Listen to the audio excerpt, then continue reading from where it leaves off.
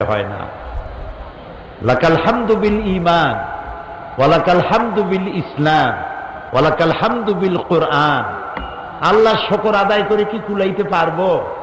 এই পৃথিবীর হাজারো লাখো কোটি জাতি ধর্ম বর্ণের মধ্যে আল্লাহ মুসলমানের ঘরে আমাদের পয়দা করেছেন, শুকর আদায় করি আলহামদুলিল্লাহ।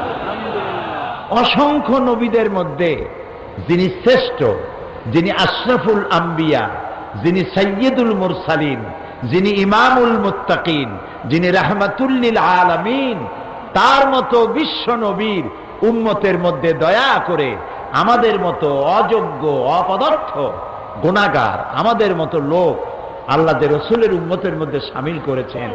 বিনীতভাবে শুকর আদায় করি আলহামদুলিল্লাহ।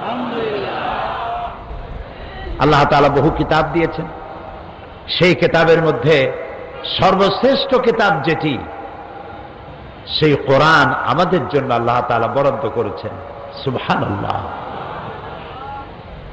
জাবুর আল্লাহ নাজিল করেছেন, তাওরাত তিনি নাজিল করেছেন, ইনজিল তিনি নাজিল করেছেন। কিন্তু কোন একখানি কিতাবের আল্লাহ তাআলা দায়িত্ব নেন নাই যে আমি এটিকে হেফাজত করব। কিন্তু আপনার আমার কাছে যে কিতাব আল্লাহ দিলেন, এই কিতাব সম্পর্কে আল্লাহ তাআলা বলেছেন এটা হেফাজতের দায়িত্ব আমি নিয়ে নিলাম। সুবহানাল্লাহ। এটা এই জন্য যে অন্যান্য নবীদের উপরে কিতাব আসছে, শরীয়ত পূর্ণ হয় নাই, সেই জন্য আল্লাহ তাআলা ওটাকে ইনকমপ্লিট। নবী আরো আসবে, শরীয়ত পূর্ণ করা হয় নাই। নবী আরো আসবে, শরীয়ত ইনকমপ্লিট থেকে গেছে।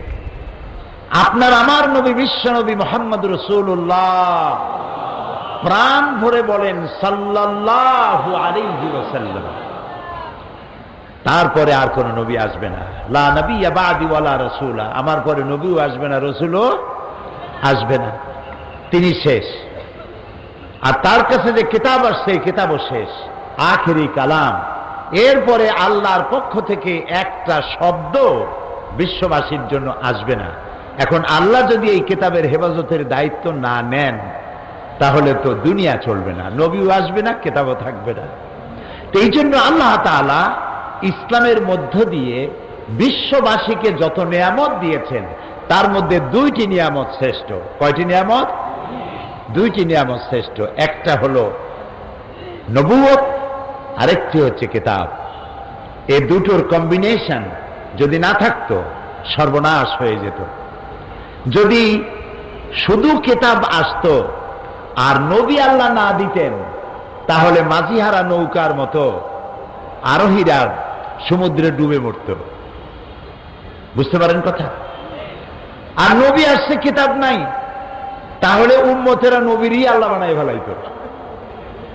বানাইছে না ঈসা আলাইহিস সালাম রে? কথা বলেন না কেন? সুতরাং দুটির কম্বিনেশন থাকতে হবে। সেই জন্য আল্লাহর কত দয়া, কিতাবও দিয়েছেন, নবীও দিয়েছেন। কেন দিলেন সেই কথাটাই বলবো ইনশাআল্লাহ। বলি ইনশাআল্লাহ।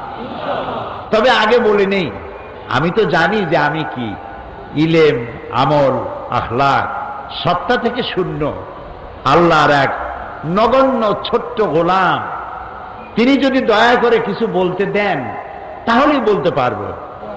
মনিবের কাছে দরখাস্ত পেশ করি, মনিব আমার অযোগ্যতার কারণে মানুষ যেন মাহরুম না হয়, মানুষ যেন কোরআন বুঝতে পারে, সেরকমের কথা কিছু বলার তৌফিক আর শাযীম থেকে তুমি দয়া করে গোলামকে দিও। সুবহানাকা লা ইলমা লানা ইল্লা মা আল্লামতানা। আল্লাহর কাছে বিনীতভাবে সাহায্য চাই যেন তিনি আমাদেরকে কথাগুলি বোঝার তৌফিক দেন। আমি চিন্তা করেছি একটি বিষয় আমি আলোচনা করব আপনাদের সামনে। বিষয়টি হলো, গোটা পৃথিবী জুড়ে যারা পৃথিবীতে শান্তি দিল, যারা পৃথিবীতে শান্তি আনলো, যারা মানবতার কল্যাণ করলো, যারা সভ্যতার বিকাশ ঘটালো, যারা সাদা এবং কালো মানুষের ব্যবধান দূর করলো, যারা নারীর অধিকার প্রতিষ্ঠা করলো, যারা শ্রমিকের অধিকার প্রতিষ্ঠা করলো, যারা সন্ত্রাস দূর করলো, যারা পৃথিবীকে মানুষের বসবাস উপযোগী একটি সুন্দর বিশ্ব উপহার দিল, সেই মুসলমানরা আজকে সন্ত্রাসী নামে অভিহিত হচ্ছে। সেই মুসলমানরাই আজ সন্ত্রাসী। সেই ইসলাম আজ পৃথিবীতে সন্ত্রাসী ধর্ম। এরা ফান্ডামেন্টালিস্ট, এরা মৌলবাদী, এরা অসহিষ্ণু, এরা অগণতান্ত্রিক, এরা মানবতা বিরোধী। সব বদনাম আজ মুসলমানদের উপরে। আমার মনে হয়, আমি তো লেখাপড়া খুব কম জানি, আর দুনিয়া সম্পর্কে ধারণাও খুব কম, বেশি ধারণা রাখি না ছোট মানুষ হিসেবে। আমি যতটুকুন পড়েছি আর জেনেছি, পৃথিবীকে যতটুকুন দেখেছি, তাতে আমার কাছে মনে হয়েছে পৃথিবীর মুসলমানেরা এত বড় বহুমুখী ষড়যন্ত্রের মুখোমুখি কোনো দিন হয় নাই বর্তমানে যা হয়েছে। সেই জন্য আমি চিন্তা করেছি যে আমার ইসলাম কি, মুসলমান কি, এই জিনিসটা নতুন করে আমাদেরকে উপলব্ধি করতে হবে।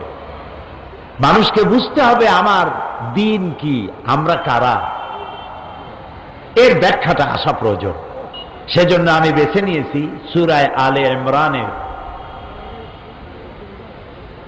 19 এবং 20 নম্বর আয়াত আমি আপনাদের সামনে তেলাওয়াত করব আর আলোচনা করতে চেষ্টা করব, যাতে করে আল্লাহ তাআলা এই আলোচনা একটা বরকতপূর্ণ আলোচনা করেন। এবং যেহেতু আমি এই বিষয়টা বেছেছি এই কারণে, চট্টগ্রাম তাফসিরের মাহফিল বাংলাদেশের সেরা তাফসিরের মাহফিল, এবং জামিয়া আল আজহারের ওস্তাদ কুয়েত, কাতার, বিভিন্ন জায়গার বড় বড় ওস্তাদের এখানে এসেছেন এবং তারা এই মঞ্চে বক্তব্য রেখেছেন এই কথা বলে যে কোরআন শরীফের এত বড় তাফসিরের মাহফিল পৃথিবীতে কোথাও হয় না। এই মাহফিলের ক্যাসেট যায় না। পৃথিবীতে এমন কোন দেশ নাই যেখানে বাংলাদেশি মুসলমান আছে আর চট্টগ্রাম তাফসির মাহফিলের ক্যাসেট যায় নাই। পৃথিবীতে এমন কোন ভূখণ্ড আছে বলে আমার জানা নেই। আলহামদুলিল্লাহ, রব্বানা কারীম, রব্বানা লাকাল হামদ। সুতরাং বিষয়টি খুবই গুরুত্বপূর্ণ। এই গুরুত্বপূর্ণ বিষয়টি আমাদেরকে অনুধাবন করতে হবে। শুরুতে আমরা শয়তানের ওয়াসওয়াসা থেকে আরেকবার পানাহ চেয়ে নিয়ে তারপরে আমরা আলোচনায় প্রবেশ করি। পড়েন আমার সাথে, আউযু বিল্লাহি মিনাশ শাইতানির রাজীম, বিসমিল্লাহির রাহমানির রাহিম। বিতাড়িত মরদুদ শয়তানের ওয়াসওয়াসা থেকে মহান আল্লাহর কাছে পানাহ চাই। পরম করুণাময় আল্লাহ রাব্বুল আলামিনের নামে শুরু করছি। ইন্নাদ-দীনা ইনদাল্লাহিল ইসলাম ওয়া মাখতালাফাল্লাযীনা উতুল কিতাবা ইল্লা মিন বা'দি মা জাআহুমুল ইলমু বাগিয়াম বাইনাহুম ওয়া মান ইয়াকফুর বিআয়াতিল্লাহি ফাইন্নাল্লাহা সারিউল হিসাব। فإن حاجوك فقل أسلمت وجهي لله ومن اتبعن وقل الذين أوتوا الكتاب والأميين أأسلمتم فإن أسلموا فقد اهتدوا وإن تولوا فإنما عليك البلاغ والله بصير بالعباد। صدق الله العظيم। কুরআন, সুবহানাল্লাহ, সুবহানাল্লাহ। গোটা পৃথিবীর মানুষের জন্য এর থেকে শ্রেষ্ঠ নিয়ামত আর নাই। আলহামদুলিল্লাহ বলবেন না? শুধু একখানা কিতাব আর নবী করিম সাল্লাল্লাহু আলাইহি সাল্লামের অনুপম চরিত্র মাধুর্য, তার সুন্নাহ, এই দুটি জিনিস দিয়েই একটি সুন্দর পৃথিবী তিনি উপহার দিয়েছিলেন। কোরআন নাজিলের মূল লক্ষ্য সম্পর্কে আল্লাহ তাআলা বলছেন, আলিফ লাম রা কিতাবুন আনজালনাহু ইলাইকা লিতুখরিজান নাসা মিনাজ যুলুমাতি ইলান নূর। আলিফ লাম রা কিতাবুন আনজালনাহু ইলাইকা, হে রাসূল আমি আপনার উপর একখানা কিতাব অবতীর্ণ করেছি এই জন্য, লিতুখরিজান নাসা মিনাজ যুলুমাতি ইলান নূর, যাতে করে মানব গোষ্ঠীকে আপনি অন্ধকার সমূহ থেকে আলোর মধ্যে আনতে পারেন, এই জন্য একখানা কিতাব আপনাকে দান করেছি। নবী করিম সাল্লাল্লাহু আলাইহি সাল্লাম এই কিতাবের বরকতে, এই কিতাবখানা দিয়েই, একটা কিতাব দিয়ে একটা বিপ্লব হয়েছে, একখানা কিতাব দিয়ে একটি রাষ্ট্রীয়, একটি সমাজ বিপ্লব হয়েছে, মানুষের মধ্যে আমূল পরিবর্তন এসেছে একখানা কিতাবের মধ্য দিয়ে। এই জন্য কবি বলেছেন, উতর কর গারে হেরা সে সুয়ে কওম আয়া, উতর কর গারে হেরা সে সুয়ে কওম আয়া, और एक नुस्खे किमिया सतलाया। হেরা পাহাড় থেকে নবী করিম সাল্লাল্লাহু আলাইহি সাল্লাম নেমে এলেন, সাথে করে আনলেন পরশ পাথর। কি আনলেন? এই পরশ পাথর।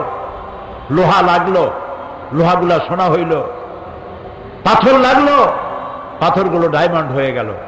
যারা চোর ছিল, ডাকাত ছিল, জেনাকার ছিল, বদমাশ ছিল, কি বিশাল পরিবর্তন এসে গেল তাদের মধ্যে। এই পরিবর্তন আসলো কোরআন দিয়ে। আল্লাহ তাআলা মানুষ সৃষ্টি করেছেন, আর মানুষের চলার পথের জন্য দিশা দেওয়ার দায়িত্ব হচ্ছে আল্লাহ তাআলা। দিশা দেওয়ার দায়িত্ব কার? এ সৃষ্টি করেছেন কে? আপনার আমার স্রষ্টা কে? আকাশের মালিক কে? জমিনের মালিক কে? সব কিছুর মালিক কে? তিনি সৃষ্টি করেছেন, আর সৃষ্টি করে তিনি একটা আইন দিয়েছেন, বিধান দিয়েছেন। সে আইনটা এবং বিধানটা কি, সেটাই আল্লাহ তাআলা বলছেন, ইন্নাদ-দীনা ইনদাল্লাহিল ইসলাম। নিঃসন্দেহে মানুষের জন্য জীবন ব্যবস্থা হিসেবে আল্লাহ তাআলা ইসলামকেই একমাত্র পছন্দ করেছেন। জীবন ব্যবস্থা হিসেবে আল্লাহ মানুষকে যে জীবন ব্যবস্থা দিয়েছেন, বিধান দিয়েছেন, এটার নাম হলো ইসলাম। ওমাখতালাফাল্লাযীনা উতুল কিতাবা ইল্লা মিন বাদি মা জাআহুমুল ইলমু বাগিয়াম বাইনাহুম। যাদের আল্লাহর পক্ষ থেকে কিতাব দেওয়া হয়েছিল, তারা এই জীবন থেকে বিচ্যুত হয়ে পরস্পরের প্রতি নিজেদের প্রভাব বিস্তার করার জন্য হিংসার বশবর্তী হয়ে বিভিন্ন দলে, উপদলে তারা বিভক্ত হয়ে পড়েছিল। ওমাই ইয়াকফুর বিআয়াতিল্লাহি ফাইন্নাল্লাহা সারিউল হিসাব। আর আল্লাহ তাআলা বলছেন, যারা আমার দেওয়া আয়াত নাজিল করার পর, আমার কিতাব পাওয়ার পর, কিতাবের জ্ঞান পাওয়ার পর যারা এর সাথে অবাধ্য হয়েছে, তাদের দ্রুত হিসাব নেওয়ার জন্য আল্লাহ যথেষ্ট। আল্লাহ তাআলা বলছেন, যদি এসব মানুষ তোমার সাথে ব্যাপারে কোনো বিতর্কে লিপ্ত হয়, তাহলে তুমি তাদের বলে দাও, আমি এবং আমার অনুসারীরা আল্লাহর প্রতি আত্মসমর্পণ করেছি। আমরা আত্মসমর্পণ করেছি। আসলামতু ফাইন আসলামু ফাকাদ ইহতাদাও। যদি তোমরা আনুগত্য করে থাকো, তাহলে তো তোমরা অবশ্যই হেদায়েত প্রাপ্ত হবে।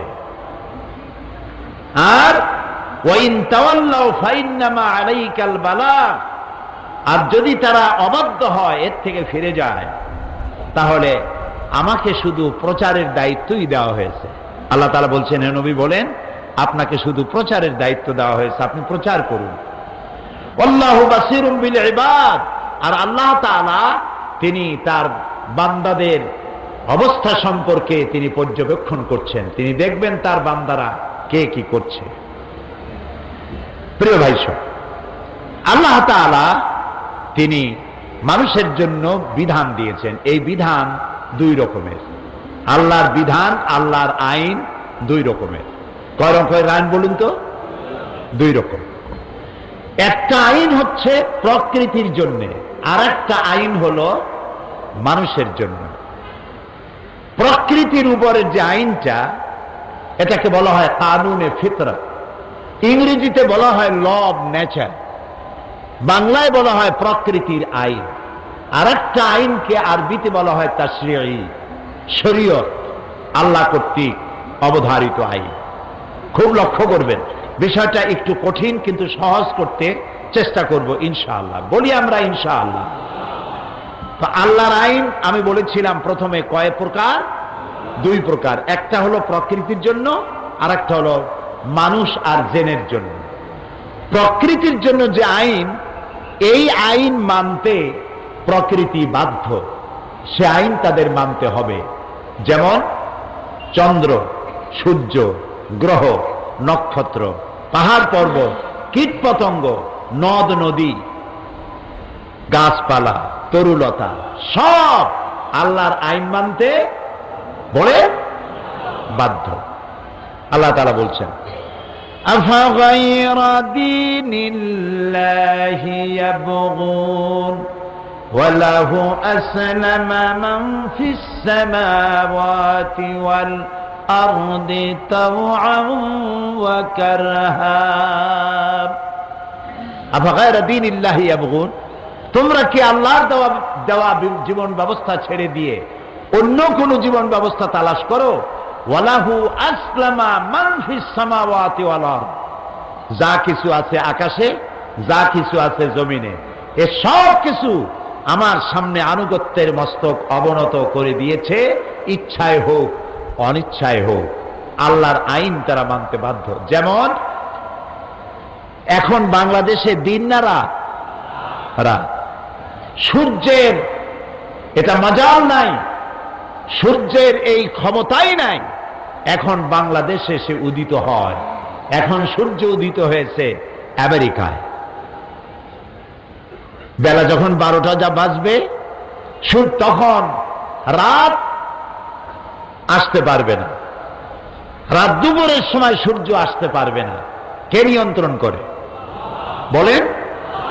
আল্লাহ রাব্বুল আলামিন বলেন, লাশ-শামসু ইয়ানবাগী লাহা আন তুদরিকাল কমারা ওয়ালাল লাইলু সাবিকুন নাহার ওয়া কুল্লুন ফী ফালাকি ইয়াসবাহুন। লাশ-শামসু ইয়ানবাগী লাহা আন তুদরিকাল কমার, সূর্যের এই ক্ষমতা নাই যে চন্দ্রকে অতিক্রম করে, চন্দ্রের ক্ষমতা নাই সূর্যের সাথে ধাক্কা লাগে। রাত দিনের মধ্যে প্রবেশ করতে পারবে না, দিন রাতের মধ্যে প্রবেশ করতে পারবে না। ওয়া কুল্লুন ফী ফালাকি ইয়াসবাহুন, যা আছে মহাশূন্যে সব ঘুরছে। চাঁদ ঘোরে, সূর্য ঘোরে, তারকা ঘোরে, পৃথিবী ঘোরে, যা আছে মহাশূন্যে সব কি করতেছে বলেন? সব ঘুরতেছে, ঘূর্ণায়মান, সব গতিশীল। কারো সাথে কারো সংঘর্ষ হয় না। এই যে সংঘর্ষ হয় না, এখানে কার আইন কার্যকর? আমাদের দেশে এই যে চট্টগ্রাম বাণিজ্যিক রাজধানী, কমার্শিয়াল ক্যাপিটাল, এই কমার্শিয়াল ক্যাপিটালকে, এই বাণিজ্যিক রাজধানীকে নিয়ন্ত্রণ করার জন্য ট্রাফিক আইন আছে। এখানে গাড়ি ঘোড়া সব চলাফেরা করছে, এটাকে নিয়ন্ত্রণ করার জন্য ট্রাফিক ল আছে, এটার জন্য সিগন্যাল লাইট আছে, এটার জন্য ট্রাফিক পুলিশ আছে। এত সত্ত্বেও অ্যাক্সিডেন্ট হচ্ছে নাকি চট্টগ্রামে হয় না? ঢাকায়, সিলেটে, সারা বাংলাদেশ, সারা পৃথিবী অ্যাক্সিডেন্ট হচ্ছে। তাহলে এত কিছু ব্যবস্থাপনা থাকতেও অ্যাক্সিডেন্ট হয়। এবার আকাশের দিকে তাকান তো, ওখানে কোনো ট্রাফিক পুলিশ আছে? সিগন্যাল লাইট আছে? অ্যাক্সিডেন্ট হয়? কেন হয় না? আল্লাহর আইন মানতেছে। সুবহানাল্লাহ বলবেন না? আল্লাহর আইন মানতেছে। এই যে আমাদের দেশের পদ্মা, ব্রহ্মপুত্র, শীতলক্ষা, সুরমা, কুশিয়ারা নদী, এই নদীর পানিগুলি কি নোনা না মিষ্টি? মিষ্টি পানি, আন্দাজে কয় নোনা। আচ্ছা, এই মিষ্টি পানিগুলি জোয়ারের টানে বঙ্গোপসাগরে যায়, বঙ্গোপসাগরের পানি নোনা না মিষ্টি? নোনা। আবার ভাটির টানে মিষ্টি পানিগুলো গেল সাগরে, সাগরের নোনা পানি জোয়ারের টানে মিষ্টি পানির এলাকার মধ্যে গিয়া ঢুকলো। কিন্তু নোনা পানি মিষ্টি এলাকায় ঢুকিয়া মিষ্টি এলাকা নোনা বানাইতে পারে? আবার মিষ্টি পানি সমুদ্রে আসিয়া সমুদ্রের মিষ্টি বানাইতে পারে? কার আইন মানে পানি? আল্লাহ রাব্বুল আলামিন বলেন, মারাজাল বাহরাইনি ইয়ালতাকিয়ান বাইনাহুমা বারযাখুন লা ইয়াবগিয়ান। একই সমান্তরালে সমুদ্রের পানি প্রবাহিত হচ্ছে, দরিয়ার পানি প্রবাহিত হচ্ছে, মাঝখানে কোনো পার্টিশন নাই, হিজাব নাই, পর্দা নাই। নোনা পানির এলাকা মিষ্টি হচ্ছে না, মিষ্টি পানির এলাকা নোনা হচ্ছে না। কার আইন মানে? একই মাটির ফসফরাস, একই মাটির উপাদান, একই সূর্যের আলো, একই বাতাস, একই অক্সিজেন, একই উপাদান দিয়া পাশাপাশি তাল গাছ, নারকেল গাছ, কলা গাছ, সুপারি গাছ, আম গাছ, লিচু গাছ দাঁড়িয়ে আছে পাশাপাশি। সুপারি গাছে আম হলো না, খেজুর গাছে কমলা হলো না, ডালিম গাছে ডালিম গাছে লিচু হলো না, আম গাছে কাঁঠাল হলো না। যার যার জায়গায় দাঁড়াইয়া বিভিন্ন রকমের গাছে বিভিন্ন রকমের স্বাদের ফল হলো। সুপারি গাছ, খেজুর গাছ পাশাপাশি। খেজুর গাছ মাথা কাটলে রস বেরোয়, মিষ্টি রস। খেজুর গাছের মাথা কাটলে মিষ্টি তো ভালো কোনো রসই বাইর হয় না, ঠিক কিনা? কার আইন মানে? আল্লাহ রাব্বুল আলামিন বলেন, ওয়ালান তাজিদা লিসুন্নাতিল্লাহি তাহওয়িলা, ওয়ালান তাজিদা লিসুন্নাতিল্লাহি তাবদীলা। আমার প্রকৃতির আইন, কানুনে ফিতরাতের ভেতরে কোনো পরিবর্তন তোমরা দেখতে পাবে না। এখানে আল্লাহ তাআলার যে আইন, সে আইন অনুযায়ী আল্লাহ তাআলা পরিচালিত হচ্ছে গোটা বিশ্ব চরাচর। কোন পরিবর্তন এখানে নাই। সুতরাং এই আইন হলো প্রকৃতির জন্য, সে আইন তারা মানতে বাধ্য, তারা আইন অমান্য করে না। কিন্তু মানুষকে আল্লাহ আইন মানতে, ওরা আইন মানতে বাধ্য, কিন্তু মানুষকে আল্লাহ তাআলা আইন মানতে বাধ্য করেন নাই। সুবহানাল্লাহ বলেন। গোটা বিশ্ব আল্লাহর আইন মানবে। চন্দ্র কোনদিন আল্লাহর হুকুম ছাড়া, সূর্য আল্লাহর হুকুম ছাড়া কোনদিন পশ্চিম দিক থেকে উদিত হবে না কিয়ামতের আগে। এটা ঠিক কিনা? সুতরাং এই আইনগুলি তাদের উপরে অবধারিত, সেই অবধারিত আইনগুলি তারা মেনে চলছে সঠিকভাবে। কিন্তু এইভাবে করে আল্লাহ তাআলা মানুষকে আইন মানতে বাধ্য করেন নাই। কেন? আল্লাহ তাআলা বলছেন, আমি মানুষকে আইন মানার জন্য বাধ্য করি নাই, কারণ হলো ওয়ালাকাদ কাররামনা বানি আদম, আদম সন্তানকে আমি মর্যাদা দিয়েছি, সম্মানিত করেছি। সমস্ত সৃষ্টির ভিতরে সেরা সৃষ্টি কে? তা আমরা জানি না। মানুষ। এই যে বলে 18,000 মখলুকাত, বলে না মানুষে? এটা একটা ভুল কথা। কে গুনছে 18,000 মখলুকাত? বলে 130 ফরজ। পাইছো কোথায় 130 ফরজ? এগুলি ভুল কথা। মখলুকাত কত, আল্লাহ কত সৃষ্টি করেছেন, পৃথিবীর সমস্ত বিজ্ঞানীরা আজও গুণে শেষ করতে পারে নাই। সমুদ্রের বেলাভূমিতে বালুকণা কেউ যদি গুণে শেষও করতে পারে, আল্লাহর সৃষ্টি কত তা গুণে শেষ করা যাবে না। সমস্ত সৃষ্টির ভিতরে আল্লাহ তাআলা শ্রেষ্ঠ সৃষ্টি বানাইছে কারে? পরে আপনারা সৃষ্টির সেরা হইলেন কোন দিক থেকে? কিসের বিচারে? কোন কম্পিটিশনে আপনারা ফার্স্ট হইয়া আপনারা সেরা বলে নির্বাচিত হলেন? যদি দৌড়াবার দিক থেকে প্রতিযোগিতামূলক দৌড় প্রতিযোগিতায় যদি ফার্স্ট হইতো কোন প্রাণী, তাহলে তো চিতাবাঘের ফার্স্ট হওয়ার কথা, যেহেতু সে ঘন্টায় 60 থেকে 70 মাইল দৌড়ায়। কিলোমিটার না, 60 থেকে 70 মাইল, প্রায় 100 কিলোমিটার দৌড়াইতে পারে প্রতি ঘন্টায়।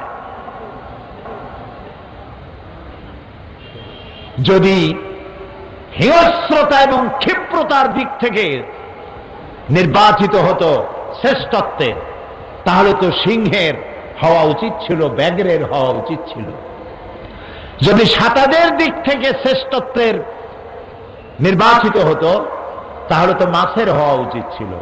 ওড়ার দিক থেকে যদি হতো, তাহলে তো পাখির হওয়া উচিত ছিল। কোন বিচারে মানুষ সৃষ্টির সেরা হলো বলেন তো দেখি? মাশাআল্লাহ। যারা বুঝেছেন তারা বলেছেন, আবার যারা বোঝে না, আমি একথা মনে করি না যে এই মাহফিলে যারা আসছে তারা বোঝে না। বোঝে, কিন্তু একটু বুদ্ধি শুদ্ধি ভালো রাখে। তারা একটু, যারা বেশি বোঝেন বলে ফেলেছেন, আর যারা তার থেকে বেশি বোঝেন তারা মনে করেছেন কোন জবাব দিয়ে কোন জ্বালা, তার থেকে চুপ করে থাকাই বেটার। মানুষকে আল্লাহ তাআলা জ্ঞানের জন্য শ্রেষ্ঠ করেছেন। সুবহানাল্লাহ।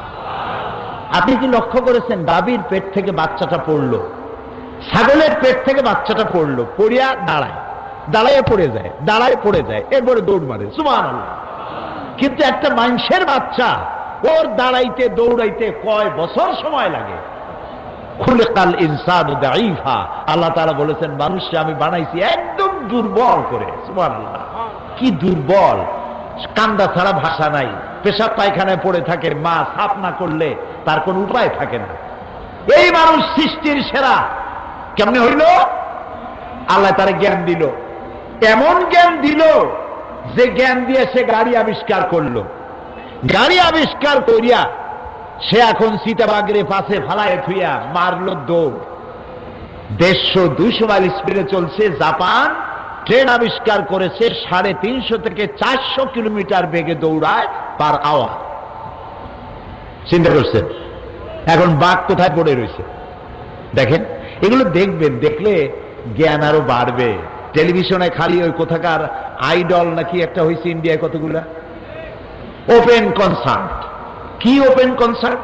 মাথায় কতগুলো চুল, এদিকে ভালা একবার, ওদিকে ভালা একবার, 3টা সিক দেয়, 2টা লাভ দেয়, আর মানুষ অস্থির হয়ে যায়। কি সর্বনাশ! কি দেখিলাম মায়ের, কপাল পোড়া যত। টেলিভিশনের ভিতরে ন্যাশনাল জিওগ্রাফি দেখেন, ডিসকভারি দেখেন, এনিম্যাল প্ল্যানেট দেখেন, সেজদা দিতে ইচ্ছা করবে আল্লাহরে। কি সব প্রাণী তিনি বানাইছেন, সুবহানাল্লাহ। এবং প্রত্যেককে সৃষ্টি করে তার আবার আহার যোগাবার জন্য তার ব্যবস্থা করে দিয়েছেন। খাবে কেমনে সে কায়দাটাও করে দিয়েছেন। এক রকমের জীব দেখলাম, এতটুকুন লম্বা, সে তার শিকার ধরবে, ফড়িং জাতীয়। ফড়িং এর কাছে দেখলে ফড়িংকে আর বসে থাকবে, সে তো উড়ে যাবে, সেই জন্য সে দূরে থাকে। দূরে থেকে ফড়িংটা ধরার জন্য নিজের জিব্বাটা ফিকে মারে। জিব্বায় এমন আঠা, ফড়িংটারে দূরের থেকে ধরে এনে গিলে খাই ফেলে দেয়।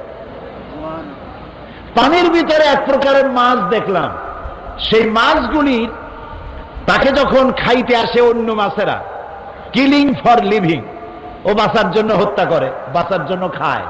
যখন সে অন্য কিছু একটা তারে খাইতে আসছে, তখন তার পিছনের দরজা দিয়া এক প্রকারের কিছু একটা ছেড়ে দেয়। দিলে পরে আশেপাশের পানিগুলো ইলেকট্রিফাইড হয়ে যায়।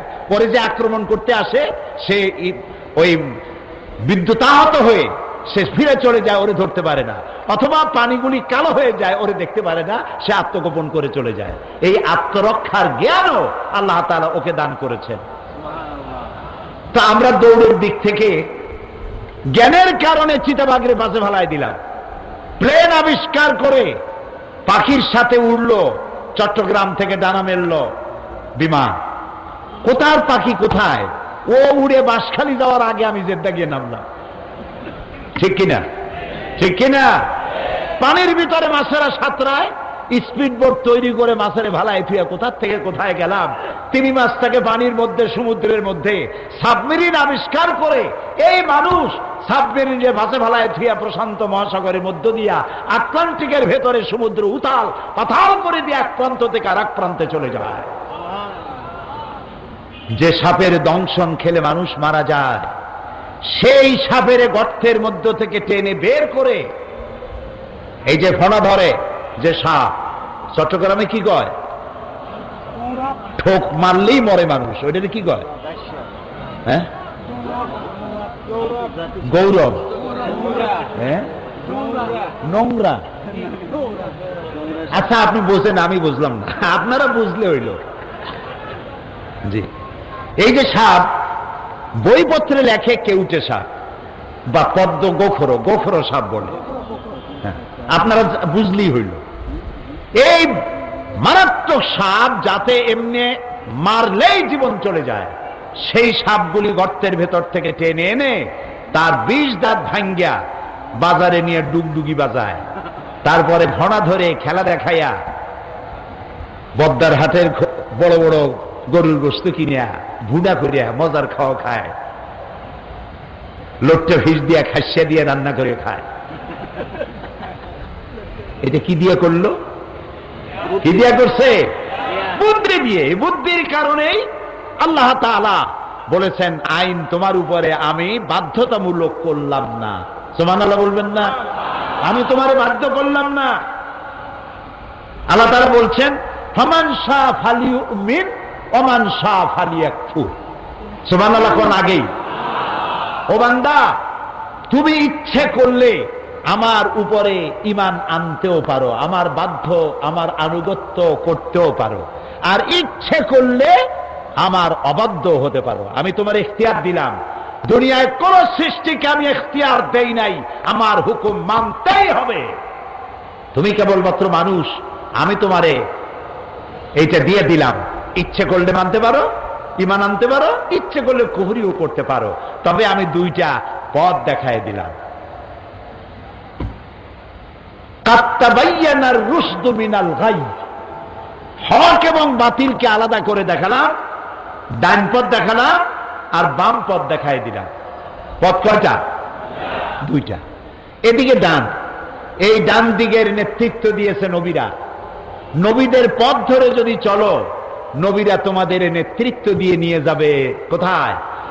বলেন সবাই, জান্নাতে। আরেকটা আছে আসহাবুস শিমাল, এটা বাম দিক, বামপন্থী। এটা কি পন্থী? এর নেতা হলো শয়তান। বামপন্থীদের নেতা কে? চিল্লায় বলে। আমার দেশের কিছু মুসলমান কপাল পোড়া। কি পোড়া? জোরে কর। কপাল পোড়া। নিজেদের পরিচয় দেয় বামপন্থী। কত বড় কপাল পোড়া! এদের নেতা হলো শয়তান। এদের নেতা কে? শয়তান। সব পৃথিবীর বামপন্থীদের দিয়ে নেতৃত্ব দিয়ে নিয়ে যাবে কোথায়? জাহান্নামে। আল্লাহ তাআলা দুটি রাস্তা দেখালেন, একটা ডান আর একটা বাম। তোমার জ্ঞান দিছি, এখন এই জ্ঞান দিয়ে তুমি অগ্রসর হও, কোন দিকে যাবা। আর এই যে তোমার স্বাধীনতা দিলাম, দিলাম এই জন্য যেহেতু আমি তোমাকে সম্মানিত করেছি। তোমার যে আমি বানালাম, এত সুন্দর করে তো আমি কেউরে বানাই নাই। সুবহানাল্লাহ বলবেন না? আল্লাহ রাব্বুল আলামিন বলেন, লাকাদ খালাকনাল ইনসানা ফি আহসানি তাকওয়িম। সব থেকে সুন্দর করে বানিয়েছি আমি মানুষগুলিকে। আহারে, এই মানুষ দেখতে কত সুন্দর। সুবহানাল্লাহ বলবেন না?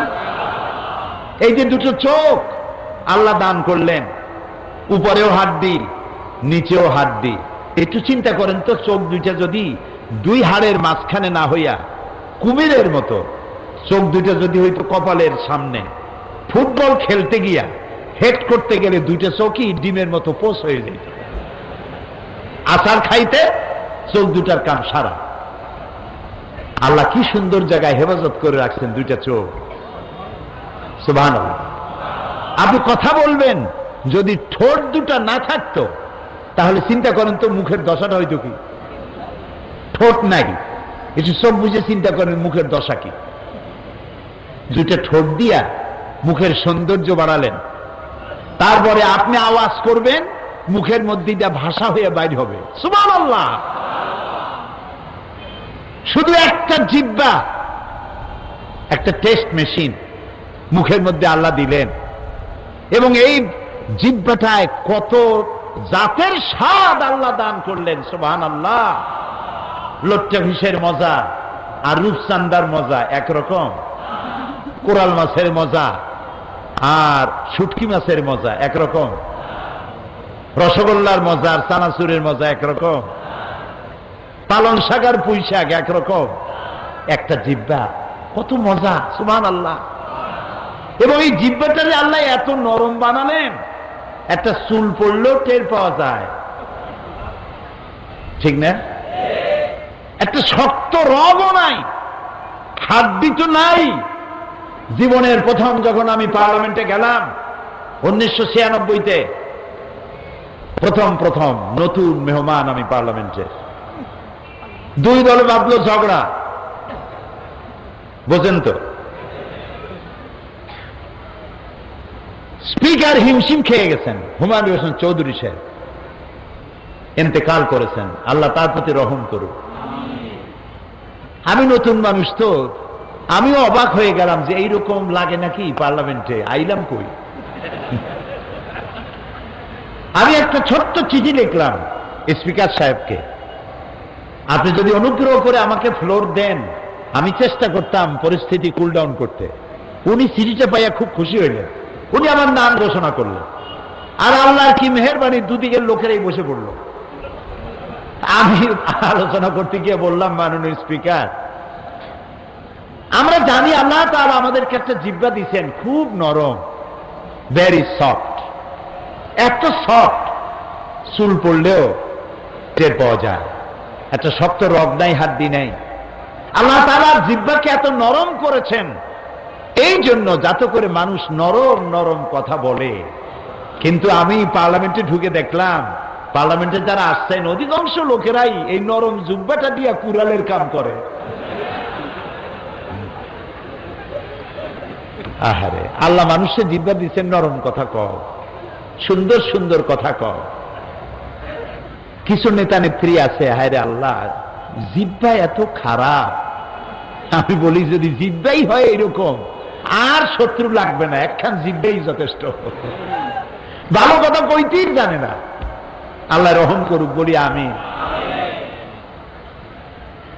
আল্লাহ রাব্বুল আলামিন ঠোঁট দিলেন, জিহ্বা দিলেন, এই জিহ্বাটা নরম, আর তার চতুর্দিকে আবার শত্রু। চেনেন সেই শত্রুগুলা? কন্ত কি? দাঁত। কয়খান? 32টা শত্রুর মধ্যে একটা নরম জিহ্বা। এই জিহ্বাটা এই 32টা শত্রুর প্রতি এত দয়াটা, কোন দাঁতের মধ্যে একটা কিছু যদি ঢোকে, জিহ্বা সারাক্ষণ চেষ্টা করে গুতায় বাইর করার জন্য। মুসলমানকে এরকম হইতে হবে, দুশ্মন সারা পৃথিবীব্যাপী আপনি নরম কথা দিয়া, বুদ্ধি দিয়া, কৌশল দিয়ে মানুষগুলি ইসলামের গোলাম বানায় ফেলবে।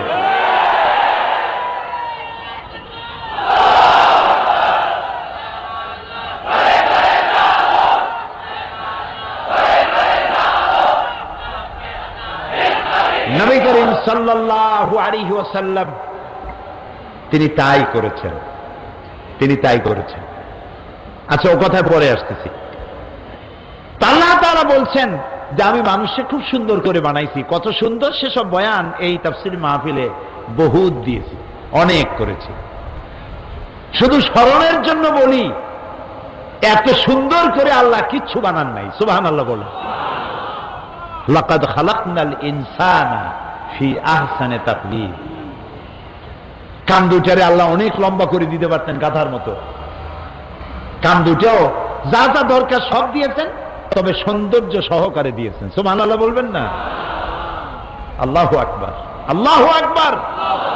রব্বানা কারীম। হাতটা দিয়েছেন, আবার আঙ্গুলগুলোর মধ্যে কবজা দিয়েছেন। এই আঙ্গুলের মাথা থেকে বাহু পর্যন্ত 6টা জোড়া আছে। কয়টা জোড়া? একটাও যদি জোড়া না থাকতো, এটা হয়তো লাঠি, হাত হইতো না, এতে ভাত খাওয়া যেত না। এখানে যদি জোড়া না থাকতো, কেনুতে ভাত কি মুখে দিতে পারতেন? পারতেন না। তাহলে খাবেন কেমনে?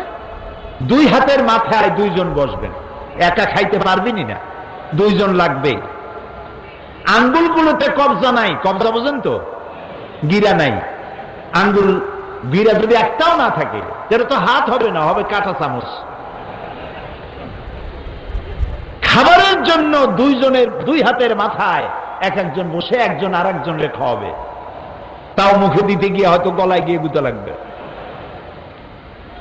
আল্লাহ তাআলা বলছেন, একটু লক্ষ্য করো তো, কি সুন্দর করে বানাইছি তোমারে। তোমার পাও দুটো দেখো, তোমার চোখ দেখো, ঘাট দেখো, মাথা দেখো, ব্রেন দেখো, শরীরের দিকে তাকাও, কি সুন্দর করে বানালাম। এই যে সুন্দর মানুষ, সুম্মা রাদাদনাহু আসফালা সাফিলিন, এই মানুষ নিচে নামতে নামতে এত নিচে নামে, শয়তান শয়তান অবাক হয়ে যায় আর ভাবে, এদ্দুর নামলো কি করে? এ তো আমার থেকেও বড় শয়তান। দেখছেন নামছে কদ্দুর। আজ আমাদেরকে যারা গণতন্ত্র শিখাইতে আসে না কিছু, এই যে শীত মৌসুমের অতিথি পাখির মতো বিভিন্ন জায়গা থেকে আসে, আমাদেরকে গণতন্ত্র শিখাইতে আসে, আমাদেরকে সন্ত্রাস বিরোধী আন্দোলন শিখাইতে আসেন, আমাদেরকে উপদেশ দিতে আসেন, মানবতা মানবাধিকার শিখাতে আসেন। সুম্মা রাদাদনাহু আসফালা সাফিলিন। তোমরা কদ্দুর নামছো, তোমরা কি চিন্তা করেছো? তোমরা কি করেছো? তোমরা আমাদেরকে গণতন্ত্র, আমাদেরকে মানবাধিকার শিখাও। ইরাকের আল গরিব কয়েদখানায় তোমরা কি করেছো? তা কি পৃথিবীর কোন মানুষে করে? আমি তো ভাষা দিয়ে বলতে পারবো না, ভাষা দিয়ে আমার কাছে ওই ভাষা নাই যে ভাষা দিয়া আল গরিব কয়েদখানায় ইরাকে তারা যা করেছে, আমি ভাষা দিয়া বুঝাইতে পারবো না। মুসলমানগুলি উলঙ্গ করে কুত্তার বেল্ট মুসলমানের গলায় পরাইয়া রাস্তায় রাস্তায় টেনেছে, মুখের মধ্যে পেশাব করেছে।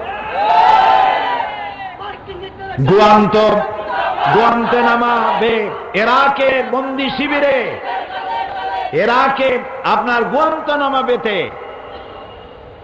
সেই কয়েদখানার মধ্যে বন্দি শিবিরে মুসলমানদের হাত পা বান্ধিয়া কোরআন শরীফের উপরে পেশাব করেছে।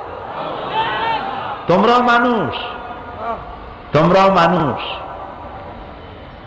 আমাদেরকে শিখাইতে আইসো না। আমাদের কপাল খারাপ হয়ে গেছে, এটা ঠিক, ইসলাম বুঝি নেই, সেই জন্য আমি ইসলামের সাবজেক্টটা নিছি। আল্লাহ যদি তৌফিক দেন, বুঝাইতে চেষ্টা করব ইসলাম কি। ইসলাম শুধু নামাজ নয়, ইসলাম শুধু রোজা নয়, ইসলাম শুধু হজ যাকাত নয়, ইসলাম কি সে জিনিসটা আমাদের বুঝতে হবে। আমরা কারা, আমাদের ইতিহাস জানতে হবে।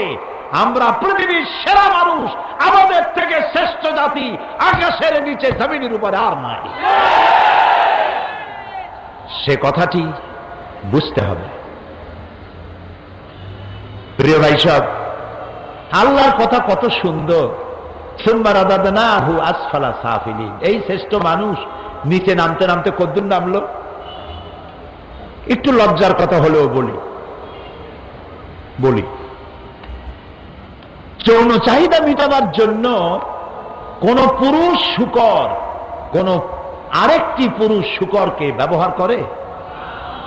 একটা পুরুষ কুকুর আর একটা পুরুষ কুকুরকে ব্যবহার করে? যারা আমাদের সভ্যতা শিখাইতে আসে, আমি ঘৃণায় ওদের নাম বলবো না। আমি আমার অন্তরের সমস্ত ঘৃণা দিয়ে ধিক্কার জানাই যারা পাশ্চাত্য সভ্যতার নামে পৃথিবীতে আজকে অসভ্যতা করছে। ওরা ওদের পার্লামেন্টে পুরুষে পুরুষে বিবাহ জায়েজ করেছে, মেয়ে লোকে বিবাহ জায়েজ করেছে। ওরা বিশ্ব ভালোবাসা দিবস করতেছে। এই যে কত ফেব্রুয়ারি যেন, 14ই ফেব্রুয়ারি বিশ্ব ভালোবাসা দিবস। আমাদের শিখায় ভালোবাসা। আরে বেটা, আমাদের ভালোবাসা শিখাবি তোরা? পৃথিবীতে যদি জরিপ করা হয় তাহলে দেখা যাবে সব থেকে বেশি পাগল ওই দেশটিতে যে দেশের 2 অক্ষরের নামের ব্যক্তি দুনিয়ায় সন্ত্রাসী তৎপরতা চালায়। কারণ কি? কারণ হলো স্বামী স্ত্রীতে যদি মহব্বত না থাকে বাড়ি জাহান্নাম হয়। কি হয় বোঝেন না? যেই বাড়িতে স্বামী স্ত্রীতে মহব্বত নাই, আপনার বাড়িতে আপনি 1000 কোটি টাকার মালিক হন, গুলশানে আর বনানীতে বাড়ি থাকুক 40টা, কিন্তু স্ত্রীর সাথে মহব্বত নাই, আপনার বাড়ি আপনার জীবন জাহান্নামের জীবন।